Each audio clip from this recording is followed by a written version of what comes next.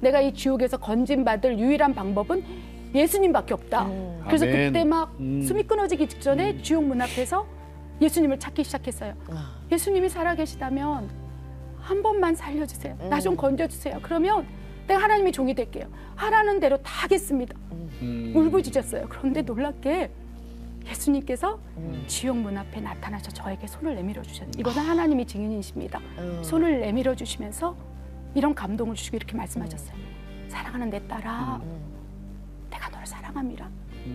내가 너를 포기하지 않는데 왜 너는 너를 포기하려 하느냐. 내 손을 잡으라. 그래서 그 손을 잡았어요. 그리고 저는 알았어요. 하나님께서 그 자리에서 건져주셨고. 내가 너를 포기하지 않는데 왜 자살할 생각을 했느냐? Si yo no me he rendido contigo, ¿por qué piensas en quitarte la vida? 존귀하다. Porque eres especial. 내가 너를 쓸 거야. Porque yo te quiero 내가 usar. 너를 하나님의 종으로 쓸 거야. Yo te quiero usar como siervo mío. 너는 특별해. Tú eres especial. 이 공간에 있는 아이들이 Todos los niños en este lugar 자살 생각을 너무 많이 한다는 거. estaban pensando en suicidarse 너무 힘들어서 porque era difícil. 아이들을 하나님 종으로 쓰시는데. Pero el Señor dice que va a usar a todos estos niños como siervos. Y 이렇게 yo pude 사는 것 saber. 중에서 가장 중요한 게 예수님을 믿고 사는 거예요. 이분은 어떻게 고백을 하냐면 하나님의 은혜 아니면 나는 아예 이 세상 사람이 아닐 거예요라고 고백하시는 선교사님이거든요. 네네. 멕시코에서 오셨어요. 네. 에스더건 선교사님 만나봅니다. 반갑습니다. 안녕하세요. 네, 반갑습니다. 반갑습니다. 선교사님, 네. 요즘 멕시코 코로나 상황은 어때요? 멕시코는 의료 체계가 잘 정비가 되지 않아서 네네. 이제 코로나에 걸리게 되면 이제 개인적으로 치료를 해야 된다는 거. 네. 개인적으로요? 그렇습니다. 그래서 어머. 예, 정부에서 해주지 않고요. 코로나에 걸리면 각자 이제 자가격리하면서 본인이 네. 치료를 받아요. 네. 굉장히 심각한 상태여서 한인들도 이제 코로나로 인해서 돌아가신 분들이 너무 많아요. 저희 성도들도 그렇고 멕시칸 성도도 많이 돌아가셨고 이제 그러면서 굉장히 심각해요. 코로나라고 그러고 멕시코에서는 코로나. 예. 코로나도 직접 걸리셔서 온 가족들이 죽음 직전까지도 가셨다 그러거든요. 네, 그 얘기는 이제 좀 이따 이따 좀 들어보고. 자세히 여쭤볼게요. 근데 우리 목사님, 그러니까 선교사님이시면서 또 목사님이시잖아요. 네. 그 예수사랑교회 섬기고 계시는데 네. 교회 소개 좀 해주세요. 네. 하나님께서 주의 종으로 부를 때 네. 고아와 과부, 마약 중독자, 예. 엄마로 살았으면 좋겠다고 말씀하셔서 네. 멕시코 선교사로 파송받고 교회 개척할 때 특수 목적 교회를 세웠어요. 네. 그래서 이제 주로 성도들도 고아들 또 그쪽에는 이제 마약 중독자가 굉장히 많아요. 그래서 예. 청소년들 마약 중독자들 치유하고 치료하고 또 여러 가지 다양한 뭐 각종 질병들 있지 않습니까? 네네네. 하나님께서 능력으로 치유하셔서 그들을 주의 종으로 세우는 예. 그러한 특수교회를 세웠어요. 얼마나 네. 됐어요? 개척한 지는 7년 됐고요. 7년? 네, 지금 굉장히 부흥 중입니다. 그러면은 그 멕시코 현인들도 있고 네. 한인들도 있고 이렇게 되는 거예요? 한인들은 주로 멕시칸 를 섬기기 위해서 고아와 마약 중독자 그리고 이제 뭐 그렇게 열악한 분들을 섬기기 위해서 열방에서 좀 많이 오셔요. 감사하게도. 그러니까 그래서 선교사들. 오전 11시에는 우리 한인 중심 예배.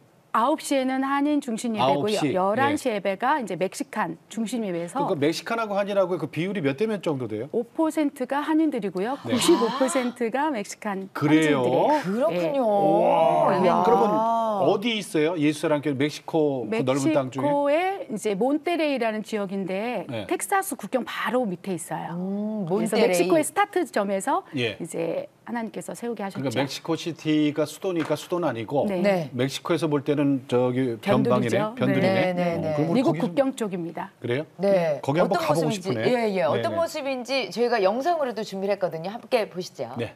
그래서 오늘도 말씀하시고 또 말씀하십니다. 우리가 알거니와 하나님을 사랑하는 자, 곧 그의 뜻대로 부르심을 입은 자들에게는 모든 것이 협력하여 선을 이루느니라.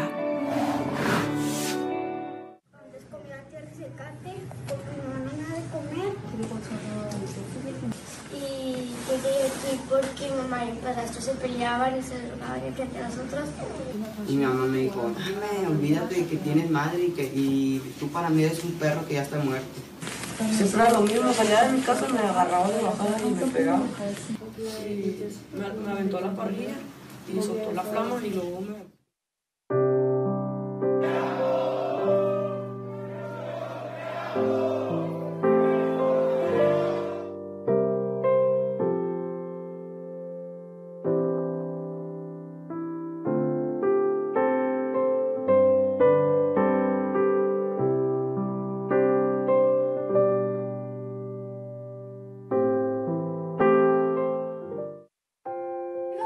않는데 왜 자살할 생각을 했느냐? Si yo no me he rendido contigo, ¿por qué piensas en quitarte la vida? 존귀하다. Porque eres especial. 내가 너를 쓸 거야. Porque yo te quiero 내가 usar. 너를 하나님의 종으로 쓸 거야. Yo te quiero usar como siervo mío. 너는 특별해. Tú eres especial.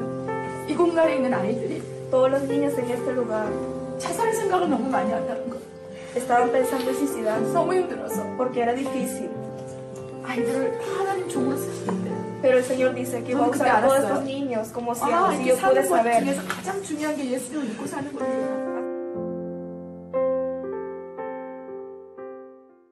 네. 지금 우리 선교사님께서도 눈시울이 뜨거워지셨어요. 아니 정말. 멕시코에서 고아 그리고 과부 마약 중독자들의 엄마를 부르시잖아요. 네. 아니 근데 저들이 정말 이렇게 그 사랑 못 받고 너는 엄마가 없다고 생각해라. 나는 너를 개라고 생각하겠다. 네. 어떻게 부모님이 그렇게 얘기를 할 수가 있을까요? 그런 애들이 왔을 때 그러니까 본인이 얼마나 작고 초라하게 보이겠어요. 그렇죠? 그렇게 고백할 수 없는 게 엄마 아빠가 대부분의 마약 중독자세요. 그래요. 마약 중독자여서 그 마약을 한 상태의 아이를 가지고 또 수감되어서 감옥에서도 예. 아이를 낳고 네. 감옥에서 태어난 아이도 고아원에 와서 양육을 받고 예. 이제 그렇기 때문에 아이들을 그렇게 대할 수밖에 없는 거죠. 제정신이 아니고 이제 마약 중독자 상태에서 아이를 낳고 버리고 길거리에 버리고 이런 지금 마약 중독의 상태가 지금 굉장히 심각합니다. 성 교사님 지금 네. 한국에 오신 지 얼마 안 됐잖아요, 그렇죠?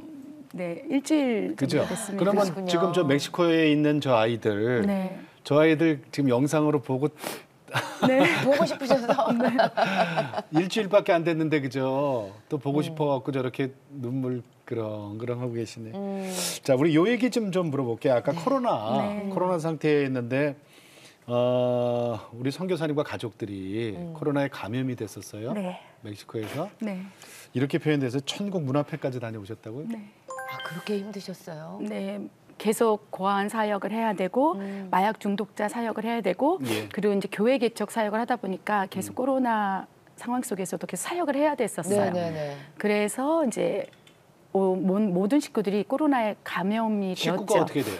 저희 남편 선교사님 계시고 아까 남편 잠깐 봤는데 네. 그 치과 치과 의사. 의사 네. 선교사님이 네, 저희 남편이시고 남편이고 그다음에 이제 우리 큰딸이 예. 지금 치과 대학에 3학년에 재학 중이고 네. 막내가 이제 하나님 준 선물인데 11살이에요.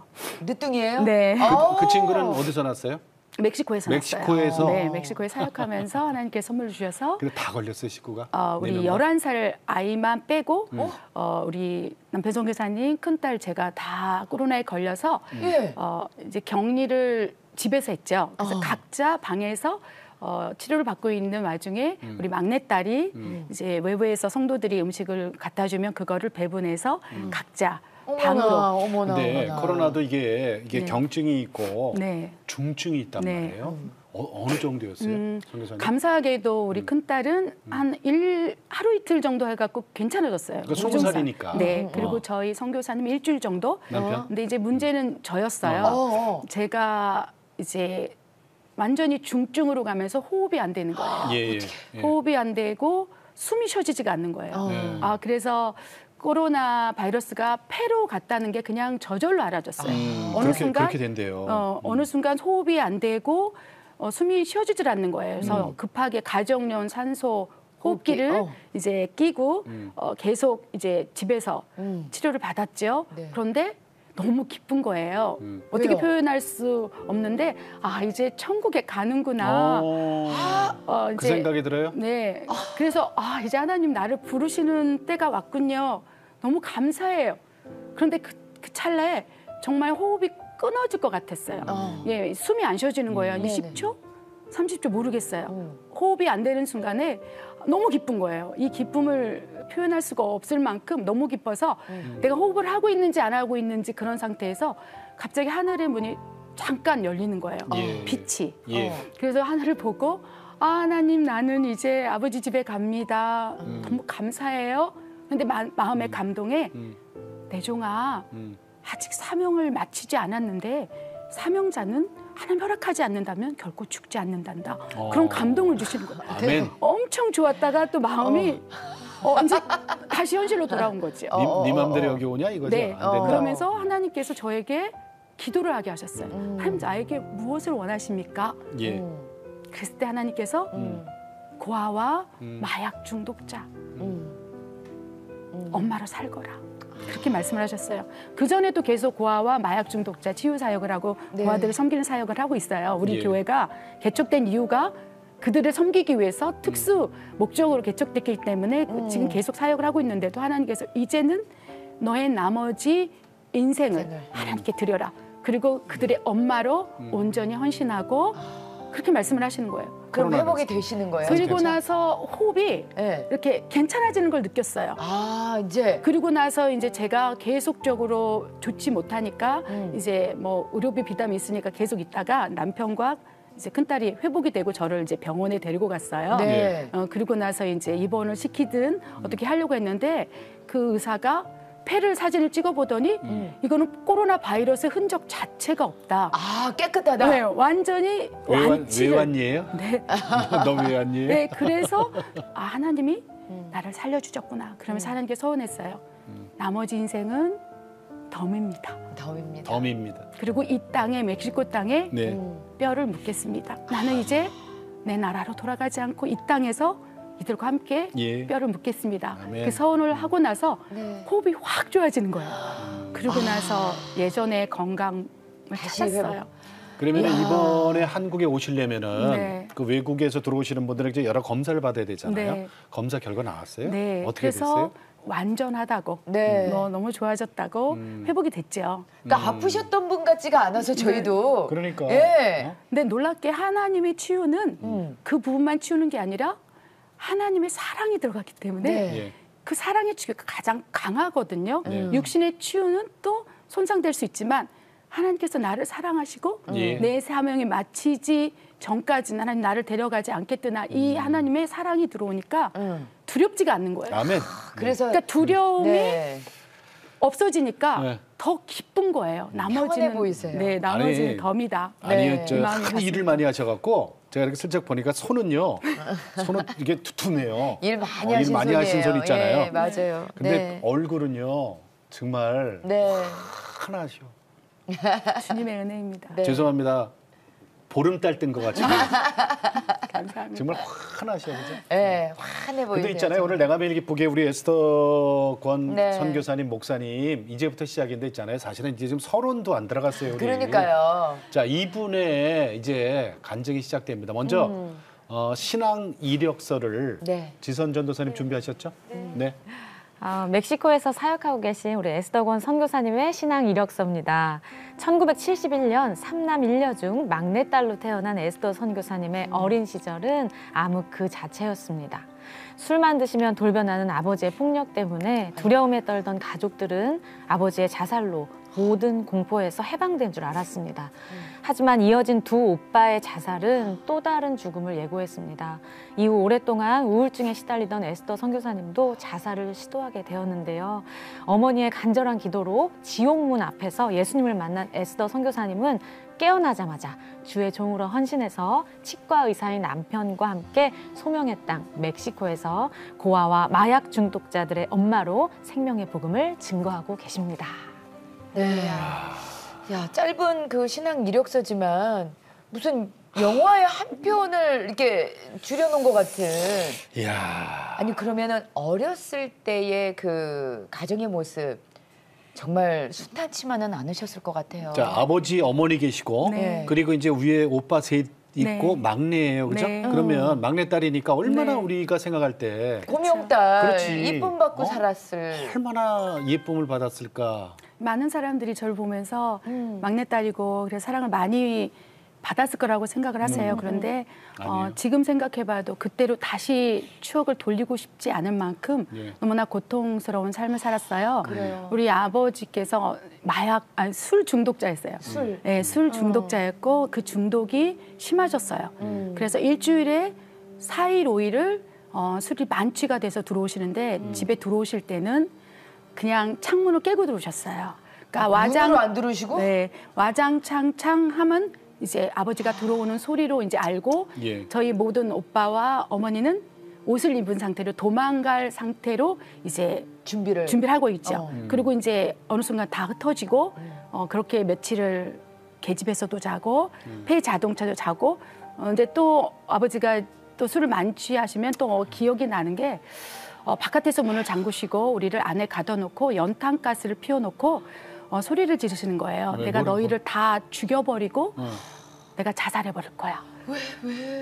그러면서 연탄가스가 잔뜩 피워진 곳에 우리를 밀어넣고 바깥에서 문을 잠그셨어요. 그리고 제가 기억나는 게 저희 오빠들이 연탄가스를 맞고 픽픽 쓰러지는 거예요. 그리고 저는 이제 죽지 않겠다고 엄마의 바지까지 사이로 고개를 쳐박으면서 엄마 나 죽고 싶지 않아. 그때쯤 돼서 아버지가 풀어주시고 이렇게 혼미한 상태에서 저희를 그렇게 많이 때리셨어요. 일주일에 3, 4일을 그래요? 네. 그리고 술이 깨면 깨면 너무 천사 같으신 거예요. 왜 그러실까? 그러니까 술이 이제 아버지를 드시는지 그렇지. 그렇죠. 그래서 중독자셨어요. 그러니까 극심한 중독자여서 술마귀가 네, 그렇죠. 술마귀가 네. 아버지를 먹는 거야, 그죠? 그렇죠. 그럼 아버지가 술을 드신 상태면 되게 무섭게 돌변을 하셨을 그렇죠. 것 같아요. 술 먹기 전과 후가 너무 판이하게 다른데 왜 술을 먹으면 항상 이제 동네 분들하고 시비가 붙었고 싸웠어요. 그래서 아까 말씀드린 것처럼 우리가 이제 피신을 가도 이제는 그 동네에서는 저희를 숨겨주지 못했어요. 아버지의 네. 그 보복이 무서워서. 네, 그래서 거의 이제 아버지가 어느 정도로 과격하시냐면 무서우시냐면 이제 병 같은 것을 이런 모퉁이에다 딱 깨서 예. 그거를 입에 넣고 오독오독 씹으셨어요. 병을? 네. 그러면 입안이 그 입안이 이제 잔뜩이면 그거를 뱉으셨어요. 피를 항상 싸움할 때 상대방한테? 네, 상대방한테 뱉으시고 피가 낭자한 상태로 그러면 이제 제압을 하는 거잖아요. 기선제압을. 네, 그리고 나서 말씀드리기도 참 그렇지만 사시미 칼을 항상 차고 다니면서 그거를 사람들한테 위협을 했어요. 술을 드시면. 그래서 어머니가 다른 사람을 해야 할까봐 심하셨구나. 네, 어머니가 말리다가 칼에 많이 찔리셨어요. 그래서 어머니가? 지금도 여기 흉터 온몸이 칼자국이. 왜냐하면 그것을 어머니는 감당해야 된다고 생각했어요. 다른 사람 찔릴까 봐. 네. 그래서 그렇게 어머니가 칼에 찔리고 그러면 이제 아버지는 이제 제정신이 아니시죠. 그러면은 언제까지 계속됐어요? 예. 그렇게 오랫동안 매일매일 그랬죠. 그래서 그러다가. 학교를 제대로 다닐 수가 없었어요.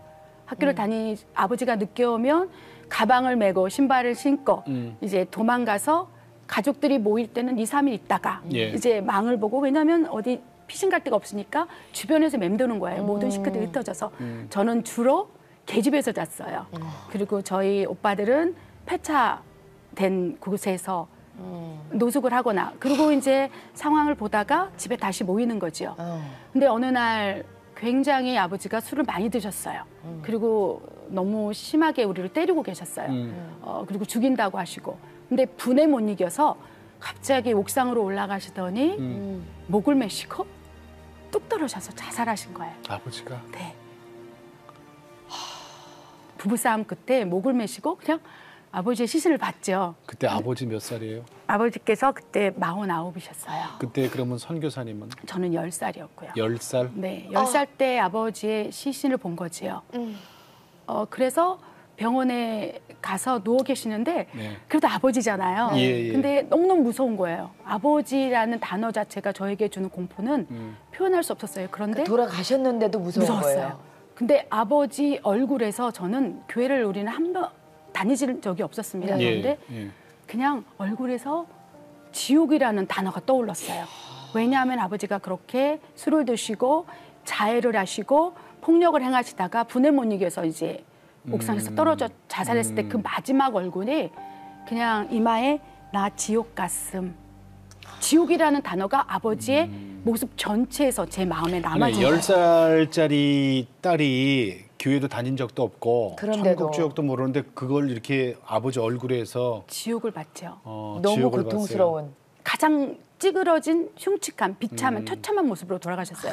마치 죽기 직전에 무엇을 보아서 두려움에 떠는 얼굴로 세상에서 그런 표정을 지을 수 없을 만큼 마지막 모습을 마지막 유언을 나는 지옥 간다 이렇게 새겨놓고 간 것처럼 그래서 영안실에서 아버지의 시신을 살짝 발끝을 만졌어요. 예. 근데 거기에서 느끼는 예. 이 싸늘함, 저주 저는 그때부터 이제 우울증에 시달리고 이제 그때부터 어린 나이부터 자살이라는 거에 대해서 생각을 하게 됐죠. 그래서 아버지가 폭력은 이제 아버지 자살로 종지부를 찍었어요. 그러면은 이제 돌아가셨으니까 아버지께서 아버지의 폭력은 없어졌어요. 그러면 근데 아버지의 폭력이 없어지면 그래도 집안이 조금 평탄하고 네, 그래서 아버지 네. 이렇게 돌아가시는 그날이 주변 사람한테 축복을 받는 날이었어요. 그때 이제 저희 어머니한테 와서 뭐라고? 이제는 팔자가 폈다. 너희들 이제 좋겠다. 이제 오히려 오히려 그렇게 아버지의 인사해요. 장례식장에 와서 네, 너무너무 사람들이. 잔치를 했어요.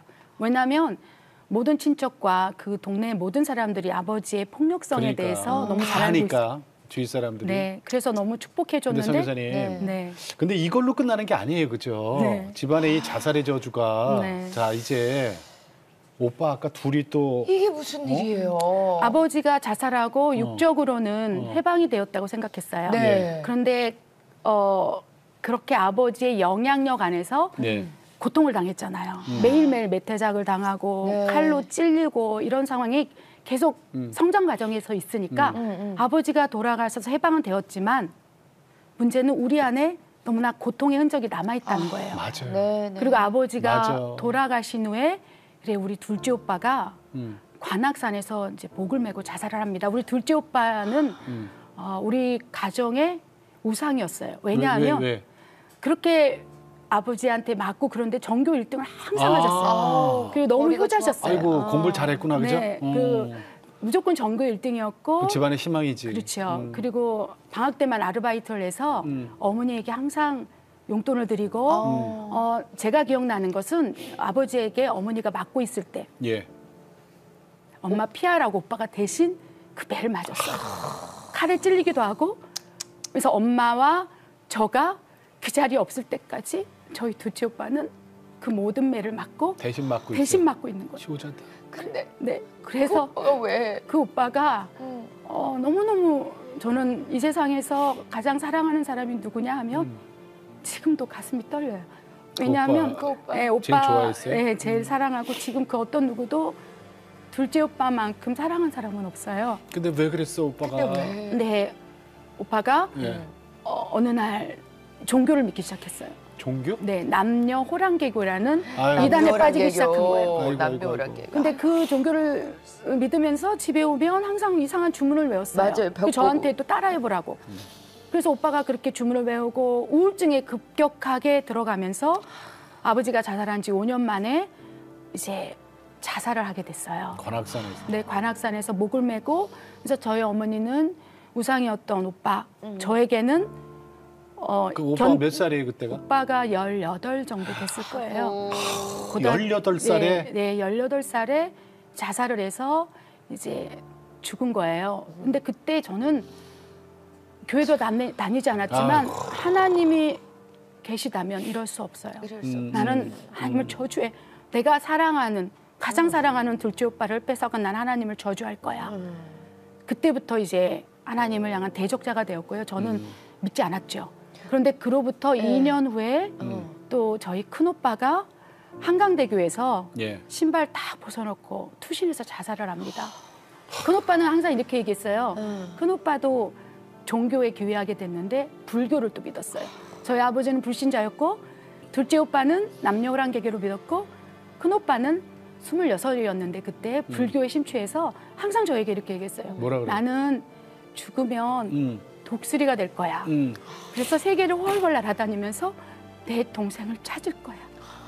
어느 날 둘째 오빠가 너무 보고 싶다 하면서 예. 큰 오빠가 이제 나갔는데 일주일 있다 한강 하류에서 발견했어요. 신발 딱 벗어놓고 아 오빠가 그때는 그렇게 생각했어요. 오빠가 둘째 오빠가 보고 싶어서 진짜 독수리가 되고 싶어서 뛰어내렸구나. 저는 큰 오빠까지 잃어버리니까 그냥 마음 가운데 하나님이 있다면 이럴 수 없어. 이렇게 잔인할 수 그래, 없어. 맞아. 그러면서 제가 이렇게 하나님께 울부짖었어요. 예. 하나님이 살아계시면 예. 내가 자살해 볼 테니까 나를 살려봐요. 그럼 내가 당신 있는 거 믿을게.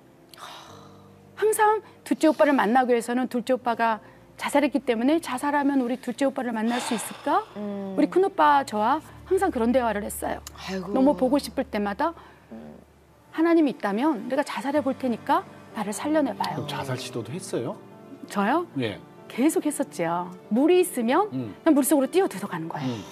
물속으로 뛰어가면서 시도를 하는 거죠. 그러면 물이 여기까지 차면 갑자기 그 순간 아버지의 얼굴이 떠오르는 그 거예요. 무서웠던. 네, 제가 자살을 시도했던 유일한 이유는 사랑하는 둘째 오빠를 만나기 위해서. 너무 보고 싶고 그리우면 오빠 보고 싶을 때는 그냥 내가 죽어야지 오빠를 보는구나.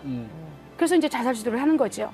그러면 이제 물속에 막 뛰어들어가면 여기까지 찰 때 갑자기 그 순간 나도 아버지. 모르는 생각에 아버지가 마지막 모습. 돌아갔을 때 지옥이 딱 떠오르는 거예요. 그러니까 오빠의 얼굴이 떠오르면은 자살을 하고. 할 텐데. 근데 아버지의 모습이 떠오르니까 무서워서 다시 그 물가에서 나오고 또 목을 메고 떨어지려고 했다가 아버지 얼굴이 예.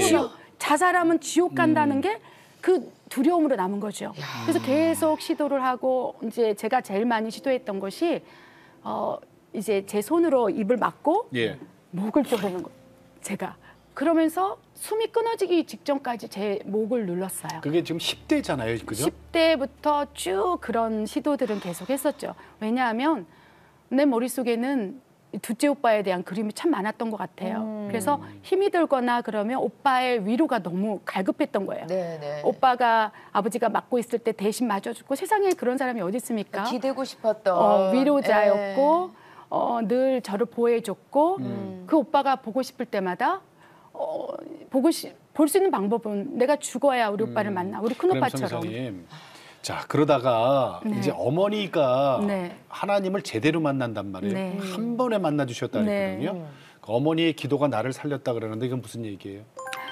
그 자살을 시도해서 숨이 끊어지기 직전에 놀라운 영적인 체험을 합니다.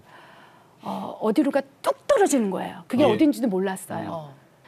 제 목을 조르고 죽으려고 했을 때 진짜 숨이 끊어졌어요. 왜 그러냐면 예. 그 전에 제가 극심한 우울증과 불면증, 심장에 피가 고이고 육적으로 망가진 상태였어요. 예. 우울증이 시달려서.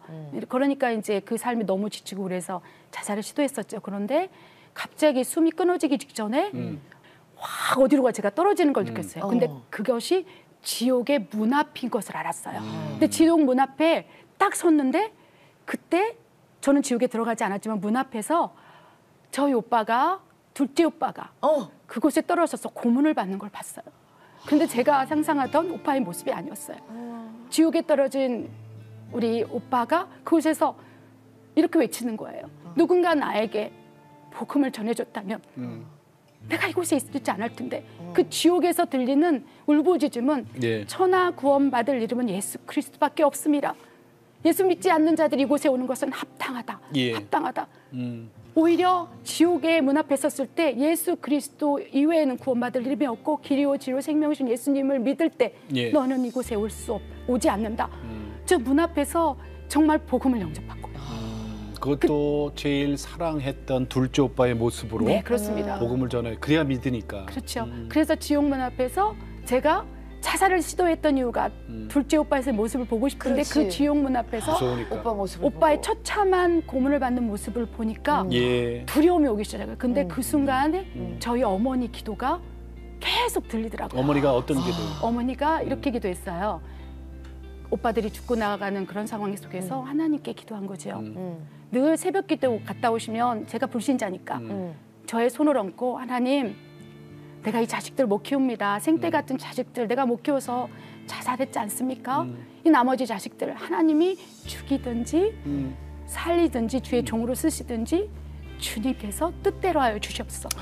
그 지옥 문 앞에서 어머니 기도가 떠오른 거예요. 그러면서 그 앞에서 내가 이 지옥에서 건진받을 유일한 방법은 예수님밖에 없다. 그래서 아멘. 그때 막 숨이 끊어지기 직전에 지옥 문 앞에서 예수님을 찾기 시작했어요. 예수님이 살아계시다면 한 번만 살려주세요. 나 좀 건져주세요. 그러면 내가 하나님의 종이 될게요. 하라는 대로 다 하겠습니다. 울부짖었어요. 그런데 놀랍게 예수님께서 지옥 문 앞에 나타나셔 저에게 손을 내밀어 주셨어요. 이것은 하나님이 증인이십니다. 손을 내밀어 주시면서 이런 감동을 주시고 이렇게 말씀하셨어요. 사랑하는 내 딸아, 내가 너를 사랑함이라. 내가 너를 포기하지 않는데 왜 너는 너를 포기하려 하느냐. 내 손을 잡으라. 그래서 그 손을 잡았어요. 그리고 저는 알았어요. 하나님께서 그 자리에서 건져주셨고 그리고 한 달 동안 생사를 오가면서 예. 하나님께서 저의 상처, 아픔, 우울증, 불면 다 싸매시고 온전케 하셨어요. 그 세상이 달라 보여요 이제. 그렇죠. 아, 예수님이 살아계시는구나. 예수님이 나의 유일한 목적이구나. 살아 숨을 쉬는 이유구나. 이거를 절실하게 제가 지옥 문 앞에서 그래. 깨달았고 지옥에 있는 영혼, 죽은 영혼들이 제일 원망하는 게 있어요. 왜 나에게 예수님을 전해주지 않았어요? 그렇죠. 네. 내가 예수님을 이 세상에 알았다면 내가 이곳에 오지 않았을 텐데 내가 강밖에서도 나에게 더 복음을 전해주지 왜 나에게 전해주지 않아서 내가 이곳에 떨어져야 합니까? 원망, 저주 이것이 복음을 전하지 않는 이 세상 사람들에게 당해 있더라고요. 예. 자, 그럼 이제 정말. 죽음 직전에 예수님을 만나고 이제 건져 주셨어요.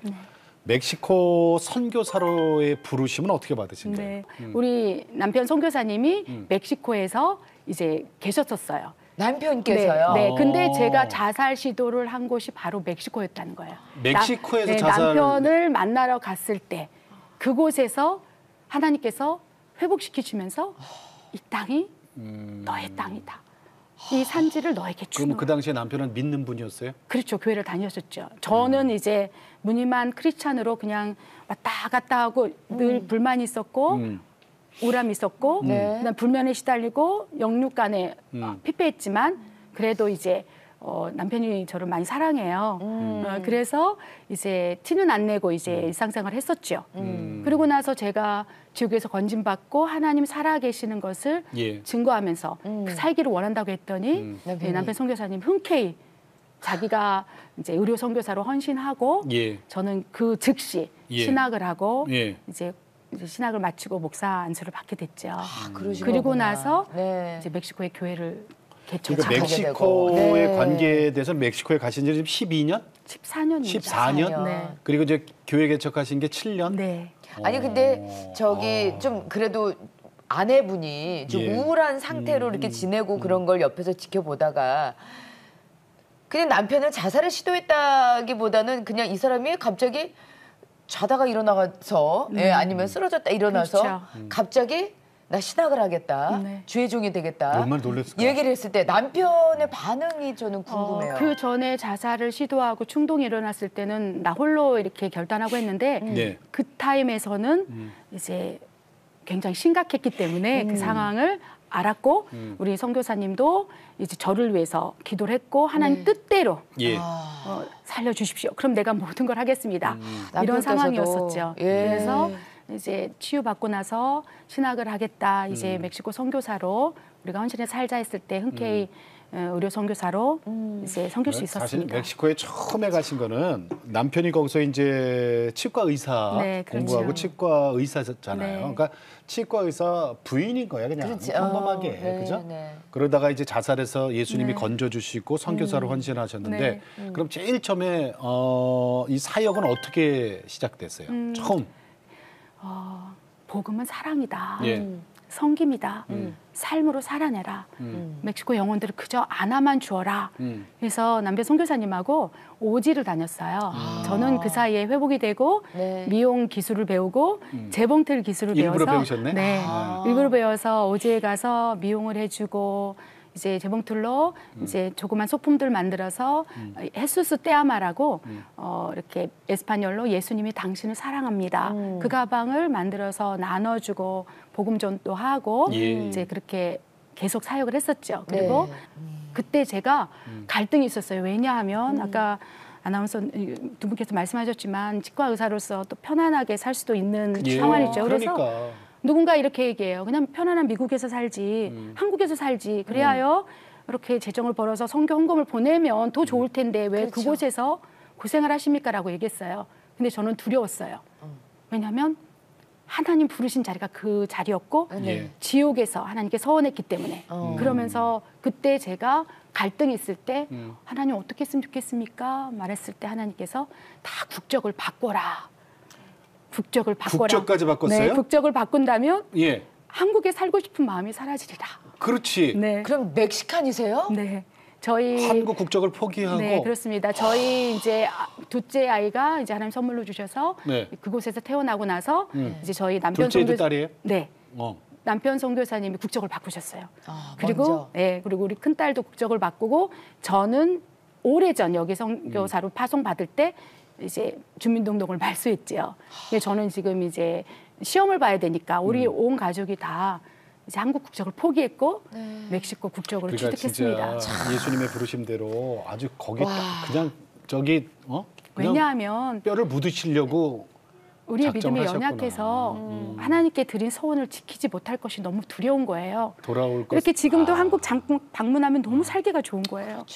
말도 통하고 너무너무 좋은 거예요. 그러니까- 정이라는 게 있고. 그러니까 저 선교사님 입장에서는 여기가 외국이네. 네, 그래서 너무너무 이 미국에 가도 한국에 가도 또 멕시코하고 비교가 되는 게 있잖아요. 근데 내 마음에 이 초심을 잃어버릴까 두려운 마음이 있는 거예요. 하나님 어떻게 할까요? 그랬더니 너 나를 사랑하니? 그리고 천국의 시민권을 더 소중히 여기니? 예. 그러면 아멘. 더 좋은 시민권을 줄 거야. 그 감동을 주셨고 아. 남편 선교사님과 상의해서 이제 예. 아예 여기 한국 국적을 말소를 시킵시다. 그럼 우리가 그 땅에서 뼈를 묻을 수 있으니 하나님 얼마나 기뻐하실까. 예, 예. 그래서 이제 저희 모든 식구들은 의료보험도 없고 이곳에서 살 수 있는 터전을 아예 아무것도 없네. 네, 집도 없게. 없고 그냥 네, 집도 뭐저 없고. 아니, 보험도 없고. 네, 그렇습니다. 여기 친정 어머님만 계시는 거네요. 오빠랑 그러니까 네. 오빠 목소리. 제가 아는 멕시코 사람 중에 한국말 제일 잘하죠. 그러니까요. 아니 왜 예전에 왜 뭐 이렇게 나라에 전쟁이 있으면 가족들을 다 해치고 나가면 백제 예. 계백 장군이 그랬다 그러죠. 계백 장군이 뭐 아무튼 저는 누가 그랬는지 모르지만 내가 돌아갈 곳이 없으니까 거기서 최선을 다해서 내가 싸울 수 있으니까 그 지금 목사님의 그 마음이 그거잖아요. 야, 그랬더니 예, 거기서 그랬더니 뼈를 이제 묻겠다. 봐요. 그랬더니 하나님이 이번에 코로나로 이제 죽다 네. 살아나셨어요, 그죠? 맞습니다. 맞아요, 그 표현이 맞아요, 네, 그죠? 맞습니다. 죽다 살아나셨어. 그랬더니 이번에 하나님이 위험한 것이 가장 안전한 것이야라 그러셨잖아요. 이런 열매를 주셨어요.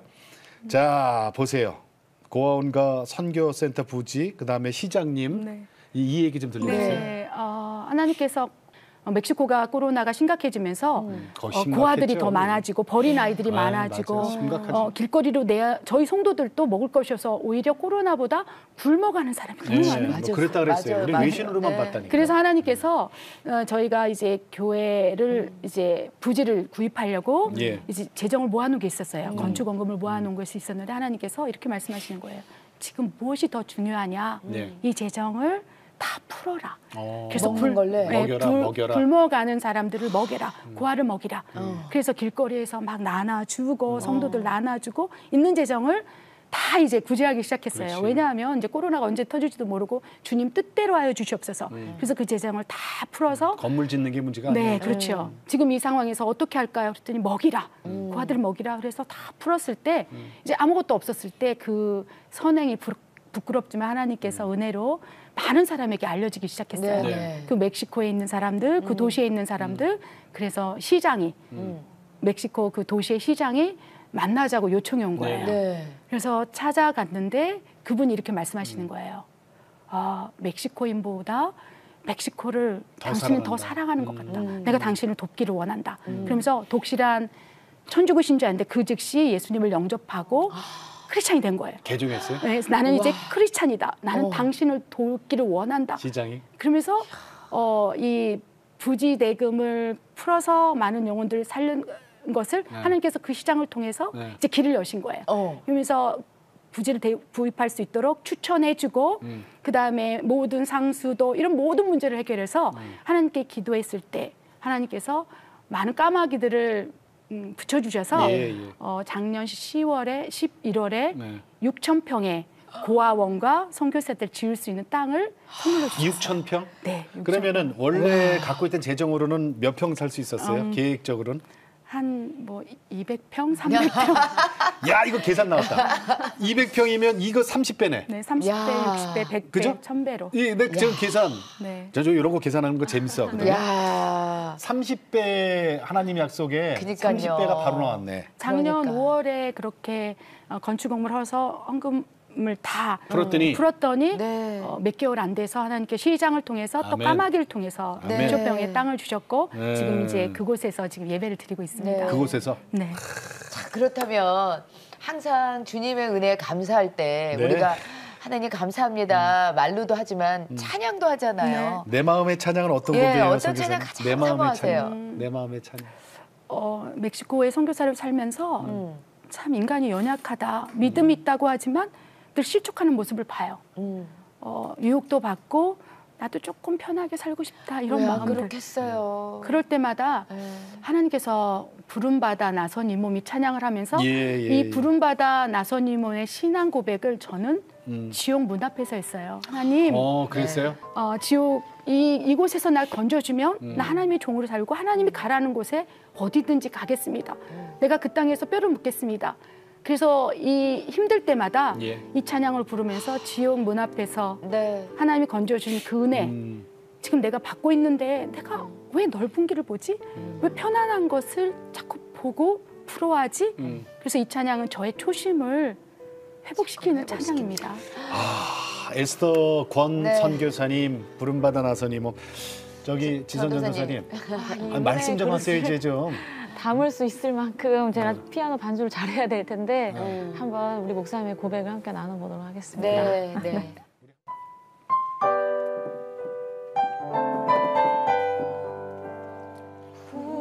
부름받아 나선 이 몸 어디든지 가오리다 괴로우나 즐거우나 주만 따라가오리니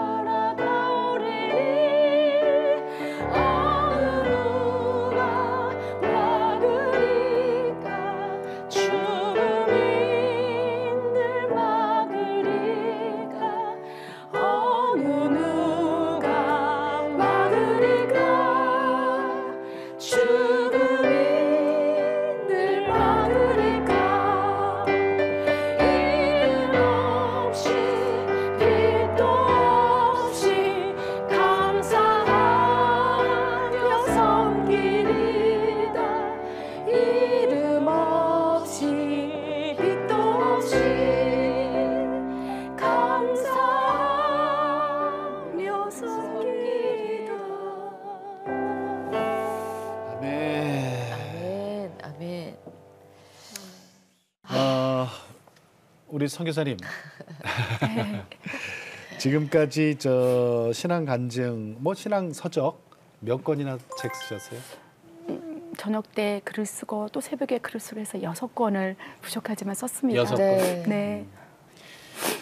자, 그 중에서 제가 한 권을 특별히 여러분에게 좀 추천드리고 싶은 아유, 거예요. 이 제목이- 책은 좀 나온 지가 됐어요, 그죠? 네. 언제죠? 제목이 너무 세요. 2015년에 2015년? 출간한 책이에요. 네. 자, 부탁합니다. 제발 자살하지 마세요. 네. 제발 자살하지 마세요. 부탁합니다. 제발 자살하지 마세요. 책 제목을 이렇게 붙이신 이유가 뭐예요? 하나님에게 서운하더라고요. 예. 왜 숨겨놨던 아픔을 다시. 그런데 하나님께서 너무 강권적으로 말씀을 하셨어요. 다시 그러면서 기억해야 되잖아. 네, 그래서 그거를 쓰면서 몇 개월 동안 기절도 하고 너무 슬퍼서 둘째 오해도. 오빠 간증을 할 때는 너무너무 아팠어요. 그런데 하나님께서 이 책을 다 탈고하고 난 다음에 감동에 이제 진정으로 네가 치유를 받았구나. 그렇지. 이제는 자살하고 하는 자들에게 당당히 외치거라. 부탁합니다. 제발 자살하지 마세요. 죽음이 끝이 아닙니다. 나는 보았습니다. 저를 치유하시고 이 책을 통해서 자살하고자 하는 분들에게 외치게 하셨고 그다음에 남아있는 유가족의 고통을 위로하게 하셨어요. 그래서 이 책은 어쩌면 오늘 이 간증을 나올 예. 수 있도록 저를 당당하게 만들어준 책. 그러니까. 불과 7년 사이에 3명이 가족을 자살했지만 불행한 삶을 살았지만 예수님의 손을 잡고 난 다음에 예. 나는 너무나 행복합니다. 네. 예수님이 소망입니다. 이 얘기를 이제는 부끄럽지 않게 당당하게 할 수 있도록 이 책을 하나님께 쓰게 하셨고 아멘. 네. 지금도 이제 자살을 시도하는 사람이 너무 많잖아요. 네. 그리고 무엇보다도 자살한 가족이 이후에 남겨줄 유가족들의 아픔이 너무 큰 거예요. 그럼요. 저도 유가족이었는데 그 고통이 너무나 고통스러워서 둘째 오빠를 보기 위해서 또 자살을 하고 큰 오빠도 그렇게 죽은 가족이 그리워서 다시 자살을 생각하고 죽음을 떠올린다는 거예요. 그래서 하나님께서 이 책을 쓰게 하셨고 네. 지금 너무 행복합니다. 그러니까 사명 끝나기 전까지는 예수님이 안 데려가신다고 약속하셨잖아요. 지금 너무 건강해지셨어요. 그러니까 이제 선교 비전과 그다음에 기도 제목 좀 여쭐게요. 가장 소외된 곳, 가장 낮은 곳, 가장 아픈 사람의 엄마로 살아주면 좋겠다라고 말씀을 하셨어요. 예. 네. 그래서 그때부터 우리 교회 개종 목적도 그렇고 고아와 그죠 마약 중독자를 치료를 해서 신학생을 만들어서 네. 주의종으로 파송하는 사역을 지금 선교 비전을 갖고 있어요. 예. 왜냐하면 너무 놀라운 것이 이제 중남미 시작이 멕시코인데 그 중남미 전체가 IT하고 브라질만 빼고 다 스페인어를 쓴다는 거예요. 그래서 우리 선교 비전은 그죠? 에방겔리오 포르 우니도스 엘 에스파뇰 이게 무슨 말이냐면 에스파뇰 복음 통일인 거예요. 그래서 콜롬비아의 고아, 페루의 고아 그들을 고아원에서 양육하고 예. 아멘 마약 중독 치유센터에서 치유하고 네. 신학교에서 신학을 맞춰서 선교사로 파송해서 자기 나라로 파송하는 거예요. 지금도 그 일을 하고 있습니다. 네. 그래서 전체 중남미의 부흥을 일으켜보자. 네, 지금 그 프로젝트가 계속 진행되고 있고 네. 그게 선교 비전이고 이제 기도 제목은 네. 지금 하나님께서 작년에 코로나 위기 속에서 부지를 기적적으로 주셨고 예. 그곳에 지금 이제 여호와 니시의 깃발을 꽂아놓고 여기 오기 전에 이제 고아원을 세웁니다. 마약 중독 치유센터를 세웁니다. 신학교가 세워져서 이 중남미 전체 고아들, 콜롬비아 아이도 될 수 있고, 그렇죠? 페루도 될 수 있고. 그래서 이곳에서 우리 시작합니다. 온 열망의 고아들을 주의 종으로 세워서 그 나라로 파송하는 예. 비전을 이뤄봅시다. 그것이 기도 제목이에요. 네, 땅은 네, 준비됐어요, 그죠? 땅은 6,000평. 하나님께서 6,000평을 네. 주셨고 지금 이제 건물은 아직 안 올라간 상태죠. 건물은 이제 시작이죠. 이제 이제 깃발 꽂았으니까. 네, 창고를 이제 예배당으로 개조했고 이제부터 본격적으로 덤으로 주신 그러니까 생명의 엄마로 살아가기로 우리 이제. 저 에스더건 선교사님이 몸은 여기 계시지만 아직 마음은 계속 멕시코 계시는 거예요. 지금. 그러니까요. 예. 그죠? 자, 우리 지선 전도사님. 우리 간증이 다 우리 그 지선 전도사님도 왜 자살 생각하고 자라고 그랬잖아요. 그래서 선교사님 오늘 간증 들으면서 겪어본 사람만 이렇게 헤아릴 수 있는 심정들이 있잖아요. 예. 이것으로 진짜 이 세상의 구원자는 예수 그리스도 한 분뿐이심을 예. 또 인생에 다 이유가 있다. 이렇게 감동을 받아서 오늘 이 방송을 보시는 분들 중에는 정말 살아나는 영혼들이 있겠다. 확신이 드는 시간이었습니다. 네, 네. 그래 맞아요. 정말 오늘 너무나도 은혜로운 간증 해주셔서 감사하고요. 앞으로 계획하시는 또 기도하시는 그 모든 사역 위에 주님이 꼭 함께 하실 줄 믿습니다. 네. 오늘 여기서 인사드릴게요. 네, 고맙습니다. 고맙습니다. 에스더건 선교사님 멕시코에서 오셨어요. 네. 우리 주위에 보면은 사실 이 중독 때문에 뭐 술 중독, 마약 중독, 뭐 게임 중독, 인터넷 중독, 쇼핑 중독 또 무슨 하여튼 많아요. 성 중독까지 하여튼 뭐 중독이라는 거는요. 자기 힘으로 더 이상 어떻게 못 하니까 중독이거든요. 그렇죠. 그러면 자기 힘으로 못 이겨내니까 외부에서 힘을 빌려와서 그걸 끊어내야 되는데 무슨 뭐 의사의 진단, 약 이런 것도 도움이 되죠. 받아야죠. 네. 상담도 받고. 그런데 중독은 뭡니까? 마귀의 장난질이기 때문에 그렇죠. 예. 이거를 끌어낼 수 있는 거는 성령의 역사밖에 없어요. 그렇죠. 어머니께서 예수의 보혈밖에 없어. 어머니께서 먼저 믿으시고 예. 자살을 하셨을 때 우리 선교사님께서 숨이 거의 끊어지는 상황에서도 그 어머니의 기도 소리에 다시 한번 다시 사실 수 있었고, 예, 다시 한번 주님께 헌신할 수 있었던 것은 정말 복음뿐이었습니다. 이 영상이 정말 많은 중독을 앓고 있는 가정에 그리고 그것 때문에 고민하고 있는 본인에게도 예. 정말 귀한 간증의 영상으로 좀 사용이 됐으면 하는 그런 바람입니다. 예. 네. 우리 살아야죠. 하나님이 그럼요. 우리를 얼마나 사랑하시는데 우리 목숨 우리 거 아닌 거 알잖아요. 그렇죠. 여러분, 이 땅에 여러분이 뭐 뜻이 있어갖고 몇 날 며칠 날 그날 태어나려고 생각해서 태어난 사람이 누가 있어요. 우리 목숨 끊어지는 날도 마찬가지예요. 이거는 하나님이 결정하시는 거지 본인이 결정하는 게 절대로 아닙니다. 속지 마세요. 네. 마귀한테 속지 마세요. 네. 자, 오늘도 주님과 함께 CTS와 함께 평안하게 보내시고 저희는 다음 시간에 다시 뵙겠습니다. 안녕히 계십시오. 이 프로그램은 동역자님의 복음의 트리 선교 후원으로 제작되었습니다. 선교는 사명, 후원은 동역. 당신도 복음을 전할 수 있습니다.